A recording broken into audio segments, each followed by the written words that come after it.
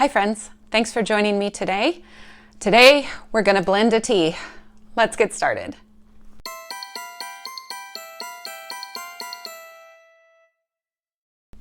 This is Phantom, and we are currently sharing a piece of cheese. Phantom is very excited about his cheese. Come here. He is 14 or 15 years old. We're not sure. Oh, you're not eating it. There it goes. I adopted him from a shelter 13 years ago, and the shelter said that he was 2 years old. I've had veterinarians who said he was maybe younger than that, so we're not too sure of his age. He's in the ballpark of 14 or 15. He also has hypothyroidism, and there you go. Good job. Is all but completely deaf, and we believe he has intestinal lymphoma.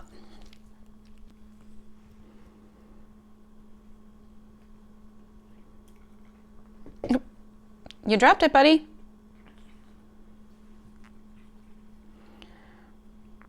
Right now, he is extremely excited for cheese.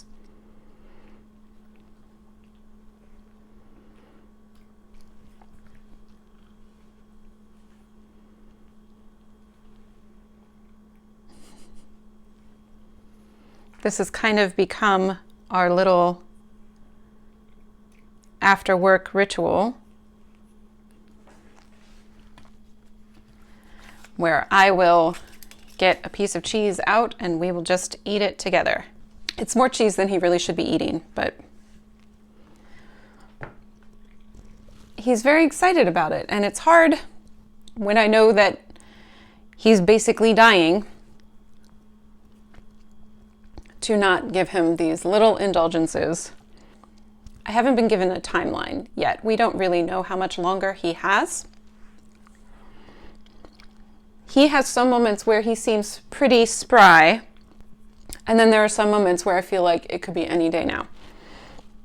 What the doctor has told me to look for, you gonna eat that or what? That was my finger, is not eating. I have also had a cat who, my big sign with her, she was also dying of cancer. My big sign with her was when she stopped cleaning herself.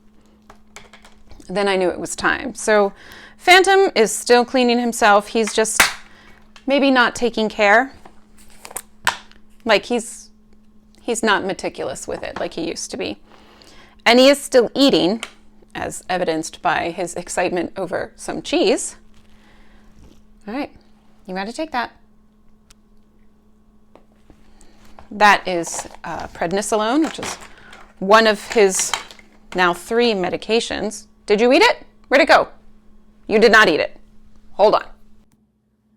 Okay, I got him to take his pill. That one was prednisolone, which he is taking for the lymphoma. It's an anti-inflammatory steroid that should help with the inflammation in his intestinal lining. It's not perfect, but he's really too old for something like chemotherapy. At this point, we're doing hospice care because we know he's at the end of his life. And the end of his life could be 2 weeks and it could be 2 months. So it's kind of I don't know, we're just kind of holding on to see when he's ready. And I'm not going to hold on to him past his time, but it's also really difficult to judge when his time is here. So I also have a new medication for him. And this is a probiotic because his illness is coming with a good deal of incontinence and diarrhea and a lot of vomiting. So we're hoping that the probiotic will help with some of his intestinal issues. But the problem is this pill is like powder in a gel cap, and he just doesn't take those. This cat is impossible to pill. And I wish I had asked at the start what kind of pill we were looking at, because I have a feeling I'm gonna have a hard time giving this to him. But we're going to try, and I'm not going to film that because it's going to be ridiculous, but let's go try it. Well, that was a disaster. As you can see by my change of shirt, I just cannot get that cat to take pills. So I've been wrapping his pills in this paste that's supposed to taste like bacon, and he'll eat that most of the time. But pills that are powder form, I have to think of the word. I couldn't think. My blood sugar has also dropped, so I'm suddenly shaking and starving. I'm eating. I've got some crackers here, and I had a cookie, and I might need more cookie. It's okay. So I can't wrap those gel caps with powder in them. He won't take those. And I have tried to hide it in his food before. Like, he'll usually eat wet food when it's the sedative, because he needs to take a sedative before he goes to the vet, and I just can't get the sedative in him. He knows and he won't eat it. But I did manage to get this into his wet food. I'm looking at him back here. And you can't see him from there. I'm looking at him behind me, and I think he ate it. So maybe that will work. It's such a fight getting this cat to take some pills that he needs for his health, or at least to ease the end of his life so he's not quite so uncomfortable. That's actually why we're making tea today. It's a little dark in my kitchen. I'm not sure how much of this is gonna get picked up on the secondary camera. So someone in one of my Facebook groups yesterday was asking for something to feel more calm and to invite love into their life, and this is the blend that I came up with for that. And I thought, well, I should probably actually make this blend. So it starts with green tea, and I am using Sleeping Dragon by Adagio Teas. It smells good. I just opened it up, fresh bag. The other things I thought to put in were dried lavender, some dry chamomile. This is chamomile from my garden. Damiana leaf and rose petals. We're going to start with a tea. So this green tea, Sleeping Dragon, tightly rolled fuzzy buds give a soft fruity sweetness enfolded by a rich smoky note similar to gunpowder but more complex and crisp. This actually sounds like it's just going to be a lovely cup of green tea on its own. This isn't usually what I blend with when I blend with green tea.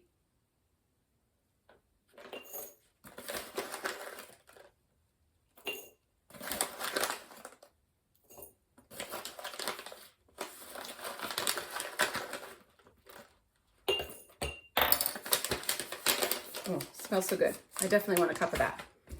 Then we're going to move on to the chamomile. Did I say chamomile? Then we're going to move on to the lavender.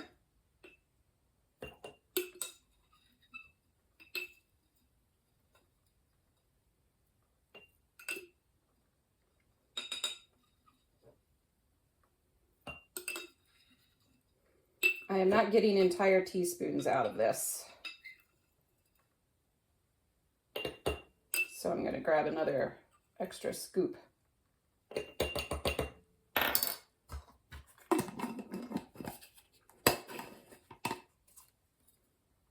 Time to get more lavender. Then chamomile. So I'm going to use chamomile from my garden first.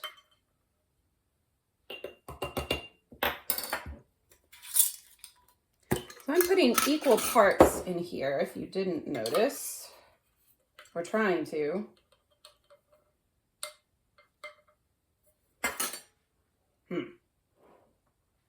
Okay.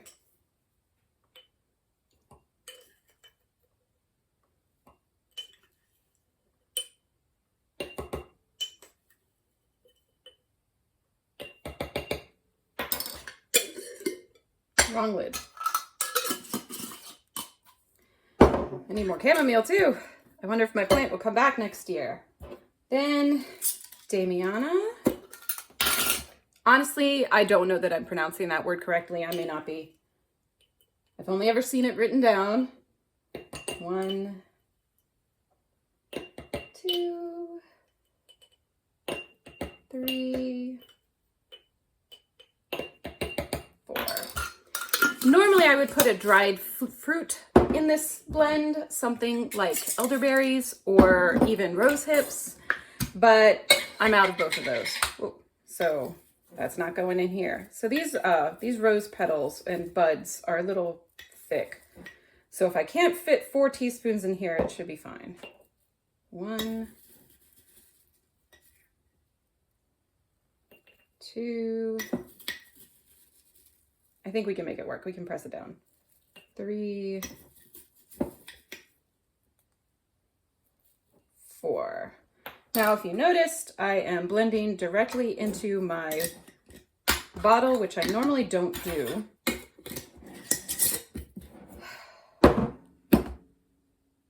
And now there's no room to mix it. So let's get a thing. Hi, buddy. How you doing? What are you gonna mix this in? I'm just gonna pour the whole thing in there and give it a stir.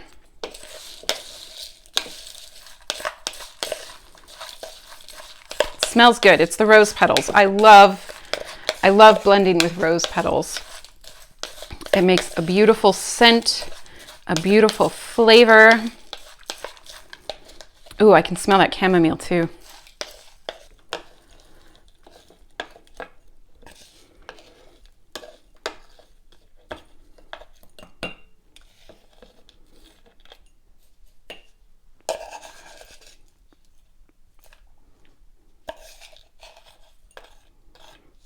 That'll be enough, and what's left will go in my own cup.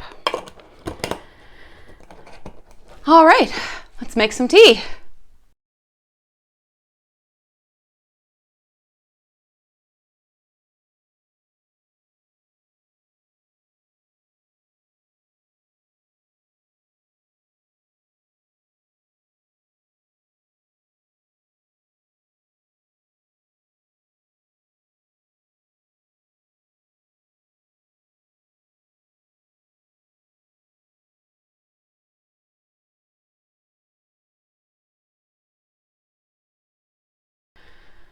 I checked the food bowl while my water was heating up, and it looks like he did eat the food that was laced with his new medication.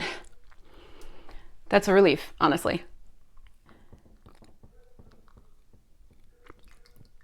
Because not only is Phantom's medication meant to kind of make things a little bit easier on him, it makes things a little bit easier on us. Especially because the probiotic is supposed to help with diarrhea, which is awful in cats, and it's extra awful because he is frequently not using the litter box, and it doesn't seem to matter how clean it is. He will find somewhere else to go.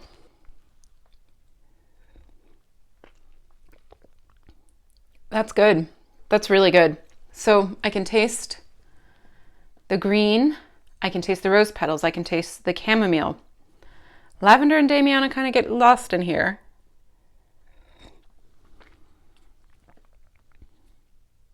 It's good though. That's a good blend. Wow. Nice to know that I can blend tea on the fly and it comes out good. I never had a doubt. So I'm going to throw a label on my bottle. It's not a bottle, it's a jar. So I'm going to throw a label on my jar and sit down and take a moment with this tea. I've got maybe 5 minutes until my daughter comes home from school, and a moment is what I need. That was the purpose of the tea, to invite love and calmness and maybe help de-stress a little bit. Thank you so much for joining me today. I am grateful for you, and I'll see you next time. Bye.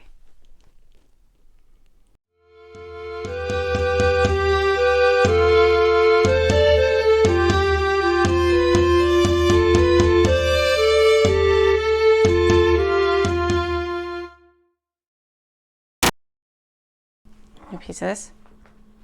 Yeah? Come here. No, come here. Oh! Well, that's not what I wanted to do at all.